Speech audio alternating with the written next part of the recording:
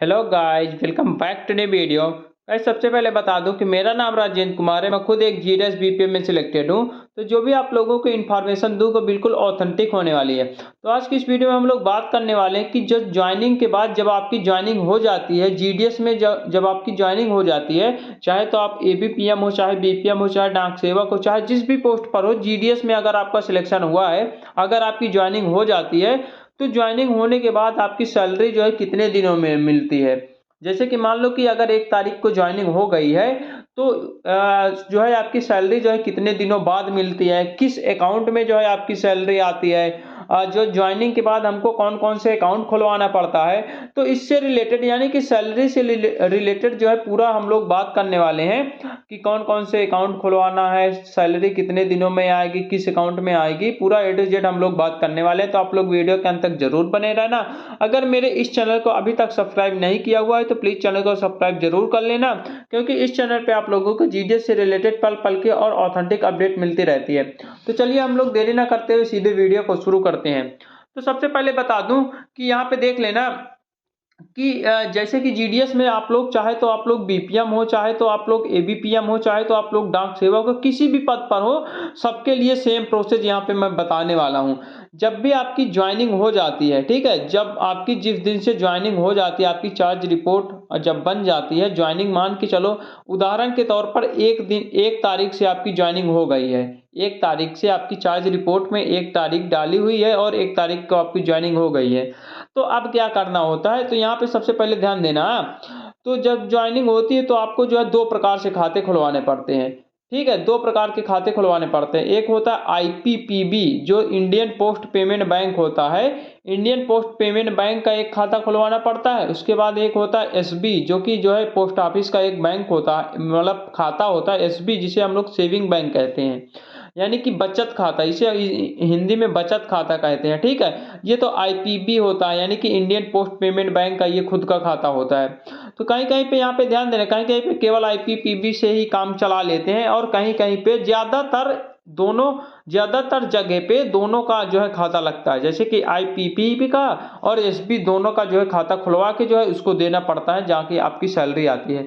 लेकिन जो हमारी सैलरी होती है वो जो है आईपीपीबी पर ही आती है, यानी कि इंडियन पोस्ट पेमेंट बैंक का जो भी खाता खुलता है उसी में हम लोगों की सैलरी आती है। एसबी का तो वो ऐसे ही खुलवाया जाता है, लेकिन आपकी जो सैलरी है वो जो है आईपीपीबी यानी इंडियन पोस्ट पेमेंट बैंक वाले में ही आती है।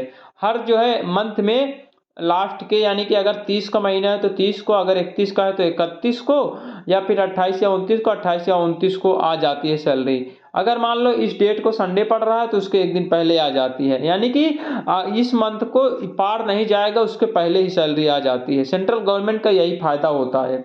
तो मैंने क्या कहा कि जैसे ही आपकी ज्वाइनिंग हो जाती है आपको जो है 2 प्रकार के खाते खुलवाने पड़ते हैं, एक आईपीपीबी हो गया और एक एसबी हो गया। एसबी कहीं कहीं पे नहीं खुलवाते हैं, कोई दिक्कत नहीं, लेकिन ये वाला जरूरी है क्योंकि इसी वाले में जो है सैलरी आती है। तो मैंने बता दिया कि जो है कौन कौन से खाते खुलवाने पड़ते हैं, 2 खाते खुलवाने पड़ते हैं। उसके बाद सैलरी जो है किस अकाउंट में आती है, तो आईपीपीबी वाले अकाउंट पे आती है, ये भी मैंने बता दिया। कितने दिनों में आती है, अब यहाँ पे ध्यान देना कितने दिनों में आती है। जिस चार्ज रिपोर्ट में जिस भी डेट को आप लोगों की, जैसे 1 तारीख डेट डाली हुई है, यानी कि 1 तारीख से आपकी ज्वाइनिंग है, तो अगर आपकी जो है आईडी, देखिए यहाँ पे आईडी के ऊपर डिपेंड करता है। अगर आपकी सीएसआई आईडी जो होती है, यानी कि एम्प्लॉय आईडी जो होती है, वो अगर 15 तारीख से पहले, किसी भी मंथ के अगर 15 तारीख से पहले बन गई है, किसी भी मंथ के अगर 15 तारीख तक बन गई है, तो जो है वो लास्ट के 30 तारीख को आपकी सैलरी आ जाएगी। ठीक है, यहाँ पे नहीं समझ में आ रहा होगा, यहाँ पे ध्यान देना। मान लो कि जनवरी में किसी बच्चे की ज्वाइनिंग हुई है, ठीक है, जनवरी में ज्वाइनिंग हो गई है, और उसकी जो सीएसआई आईडी है वो जो है 15 जनवरी तक अगर बन गई है। सीएसआई आईडी बनने में ही मेन टाइम लगता है, वो जो है एसडीआई या फिर ओवरसीएल जितने टाइम में सीएसआई आईडी बनवाएंगे उसी में टाइम लगता है, और बाकी टाइम नहीं लगता है। तो मान लो किसी बच्चे की ज्वाइनिंग जो है जनवरी में हुई है, 1 जनवरी को, ठीक है, चार्ज रिपोर्ट में 1 जनवरी डेट है। उसके बाद उसकी जो आईडी है, सीएसआई जो आईडी है वो जो है अगर 15 तारीख तक बन गई, तो उसकी सैलरी 30 तारीख को 100% आ जाएगी।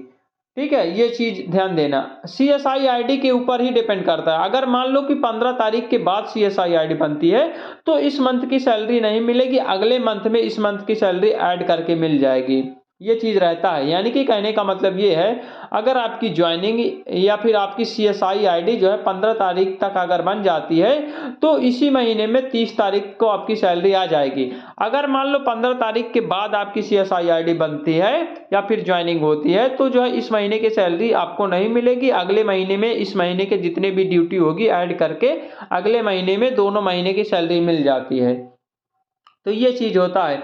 मेनली आपके जो है सीएसआई आईडी पे डिपेंड करता है। कहीं-कहीं पे क्या होता है, 3 से 4 महीने भी सैलरी नहीं मिलते हैं, क्योंकि उसकी सीएसआई आईडी बनी ही नहीं होती है। वो लोग अकाउंट जो है डिटेल दिए नहीं होते ओवरसीएल को या फिर एसडीआई को, इसीलिए उनकी सीएसआई आईडी नहीं बनती। सीएसआई आईडी बनने में ही इतना टाइम लगवा देते हैं, इसीलिए जो है उनकी सैलरी जो है नहीं आती है। तो यहाँ पे जो है सैलरी 1 महीने में भी आ जाती है। अगर आप लोगों की जो है सैलरी, आप लोगों की सीएसआई आईडी तुरंत बन गई है, तो आपकी सैलरी जो है तुरंत आ जाती है, 1 महीने में ही आ जाती है। ठीक है, तो यहाँ पे मैंने सारा डाउट जितना भी था मैंने बता दिया कि ज्वाइनिंग के बाद जो है सैलरी कितने दिनों में मिलती है। तो ज्वाइनिंग के बाद सैलरी 1 महीने में ही मिल जाती है, अगर आपकी सीएसआई आईडी तुरंत बन जाती है। तो यहाँ पे देखना सीएसआई आईडी कितने दिनों में बनती है।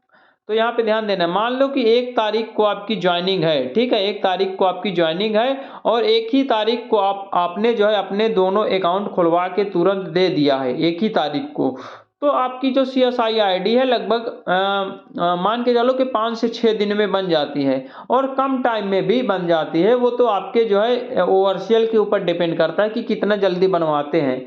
जो है 5 से 6 दिन या फिर 1 हफ्ता, मान के चलो कि 1 हफ्ता के अंदर जो है आपकी सीएसआई आईडी बन जाती है। और कहीं-कहीं पे तो भाई 1-1, 2-2 महीने या 3-3 महीना भी सीएसआई आईडी नहीं बनती है, तो वो तो आपके ओवरसीएल के ऊपर डिपेंड करता है भाई। मेरी तो लगभग लगभग 1 मंथ, सॉरी 1 सप्ताह में बन गई थी, लगभग 6 दिन में, 5 से 6 दिन में मेरी सीएसआई आईडी मिल गई थी। जैसे ही मेरी ज्वाइनिंग हुई थी 5 से 6 दिन में मुझको जो है सीएसआई आईडी मिल गई थी। उसके बाद उसको जो है एक्टिव करवाए हैं, उसके बाद अपना सारा काम शुरू कर दिए हैं। तो ये चीज़ होती है, कितने दिनों में मिलती है ये मैंने बता दी। किस अकाउंट में आती है, आईपीपीबी वाले में आती है। ज्वाइनिंग के बाद कौन कौन से अकाउंट खुलवाना पड़ता है, तो आईपीपीबी यानी कि इंडियन पोस्ट पेमेंट बैंक, और एक एसबी का खाता होता है यानी कि सेविंग बैंक होता है। ये सारी चीज़ खुलवाना पड़ता है और इसके अलावा कुछ भी नहीं लगता है। तो ये जितना भी डाउट था मैंने लगभग क्लियर कर दिया। फिर भी कोई भी डाउट है, कोई भी कंफ्यूजन है, तो आप लोग कमेंट बॉक्स में ज़रूर पूछ लेना। चलिए मिलते हैं एक नई वीडियो के साथ, तब तक के लिए बाय बाय, टेक केयर।